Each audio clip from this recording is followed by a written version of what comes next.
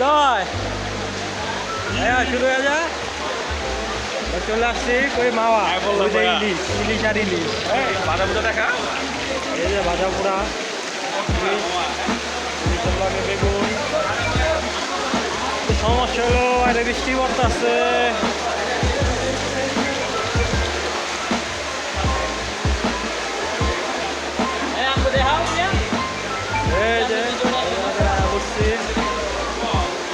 ভাইয়া ইলিশ খাইবা না ইলিশ ভাজা ইলিশ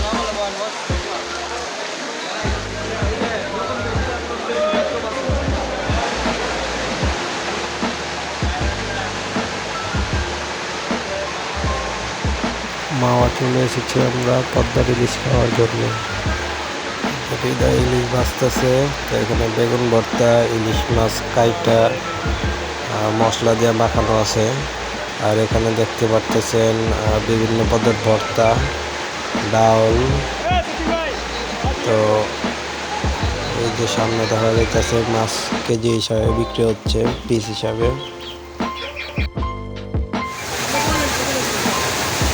কেজি কত বেলা 1350 টাকা কেজি।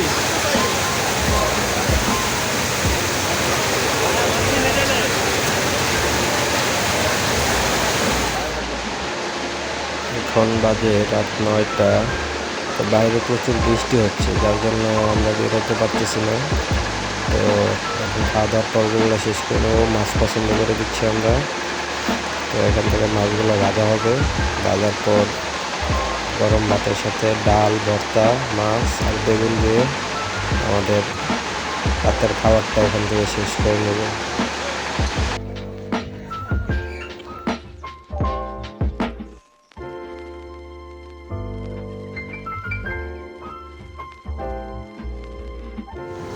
খাওয়া দাওয়া শেষ করে মাওয়া লঞ্চ ঘাটে চলে আসলাম।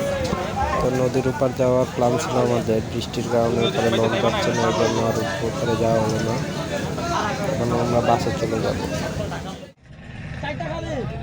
গোধূলি তিশা ট্রাভেলসে আমরা এখন মাওয়া থেকে যাত্রাবাড়ি চলে যাব এসি বাসে, যার ভাড়া 100 টাকা।